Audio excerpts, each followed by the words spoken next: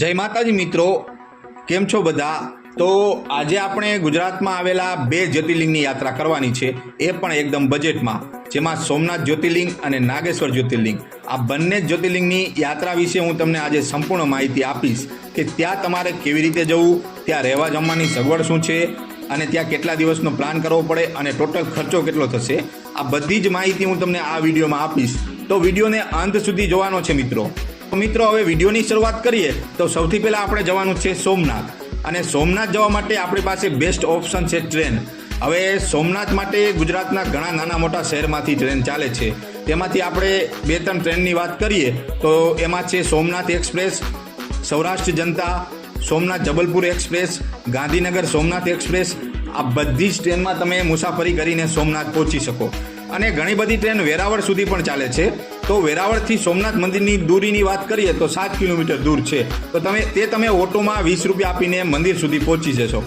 હવે ત્યાં રહેવાની વાત કરીએ તો મંદિરની આસપાસ ઘણા બધા હોટલ્સ અને ધર્મશાળા બંને મળી જશે, જેમાં તમે 400થી લઈ 1000 સુધીમાં ત્યાં તમારો રૂમ બુક કરાવી શકો. તો તમે તમારા બજેટ પ્રમાણે ત્યાં તમારે રૂમ બુક કરવાનો છે. હવે જમવાની વાત કરીએ તો સોમનાથ ટ્રસ્ટ તરફથી ત્યાં નિઃશુલ્ક ભોજનાલય પણ આવેલું છે. ત્યાં તમે બપોરનું ભોજન લઈ શકો અથવા તમે ત્યાં રેસ્ટોરન્ટમાં પણ બપોરનું ભોજન લઈ શકો. હવે મંદિરમાં દર્શનની વાત કરીએ તો ત્યાં મોબાઈલ કેમેરા લઈ જવાની સખ્ત મનાઈ છે, એટલે ત્યાં લોકર સુવિધા પણ ઉપલબ્ધ છે. ત્યાં તમે તમારો મોબાઈલ ફોન જમા કરાવી શકો છો. હવે સોમનાથ જ્યોતિર્લિંગના દર્શન કર્યા બાદ ત્યાં તમે આસપાસના દર્શનીય સ્થળની મુલાકાત લઈ શકો, જેના માટે તમારે ઓટો બુક કરવાનો રહેશે. ઓટોવાળો 300થી 400 રૂપિયા લેશે અને તે તમને 8થી 10 જગ્યાએ ફરાવી દેશે. જગ્યાની વાત કરીએ તો ભાલકા તીર્થ, બાણગંગા તીર્થ, ત્રિવેણી સંગમ, સૂર્ય મંદિર, હિંગળાજ માતા મંદિર, લક્ષ્મીનારાયણ મંદિર, સોમનાથ બીચ, આ બધી જ જગ્યાએ તમે એક દિવસમાં ફરી લેશો. તો આ બધી જ જગ્યાએ તમે સાંજ સુધીમાં ફરી લેશો. ત્યાર પછી રાત્રે તમારે સોમનાથ અથવા વેરાવળ રેલવે સ્ટેશનમાં આવી જવાનું છે અને ત્યાંથી આપણે નીકળવાનું છે દ્વારકા માટે. હવે દ્વારકા માટે સોમનાથથી દરરોજ રાત્રે 11 વાગે ટ્રેન ચાલે છે.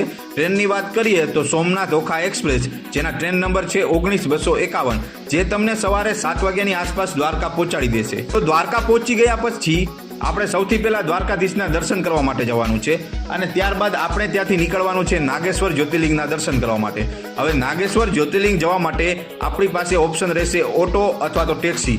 હવે ઓટોવાળો એક વ્યક્તિના 200થી 300 રૂપિયા લેશે અને તે તમને નાગેશ્વર જ્યોતિર્લિંગ સુધી લઈ જશે અને સાથે 4થી 5 બીજી જગ્યાએ પણ લઈ જશે. એમાં બીજી જગ્યાની વાત કરીએ તો રૂક્ષ્મણી મંદિર, ગોપી તળાવ, નાગેશ્વર જ્યોતિર્લિંગ, બેટ દ્વારકા, આ બધી જ જગ્યાએ ફરાવી દેશે અને તમે આ બધી જ જગ્યા સાંજ સુધીમાં આરામથી ફરી લેશો. ત્યારબાદ સાંજે આપણે યાત્રા પૂરી કરીને આપણા ઘર માટે રવાનગી લેવાની છે. તો મિત્રો, હવે આપણે વાત કરીશું કે આપણે નાગેશ્વર જ્યોતિર્લિંગ અને સોમનાથ જ્યોતિર્લિંગના દર્શન કરવા માટે કેટલા દિવસની ટ્રીપ બનાવવી પડે. તો મારા ખ્યાલ પ્રમાણે 2 દિવસ કાપી છે અને તમે આ 2 દિવસમાં સોમનાથ જ્યોતિર્લિંગ અને નાગેશ્વર જ્યોતિર્લિંગના દર્શન કરી લેશો. અને ત્યારબાદ આપણે ખર્ચાની વાત કરીએ તો 2000થી 2500 રૂપિયામાં તમે સોમનાથ, નાગેશ્વર અને દ્વારકા આ બધું જ ફરી લેશો, જેમાં તમારી ટ્રેન ટિકિટ, રહેવા જમવાનું, ઓટો ભાડું અને તમારો પરચુરણ ખર્ચો આ બધું જ આવી જાય છે. તો મિત્રો, અહીંયા આપણી યાત્રા સમાપ્ત થાય છે. તો મળીએ એક નવી જ યાત્રા અને એક નવા જ વિડીયોમાં. તો બધા મિત્રોને જય માતાજી.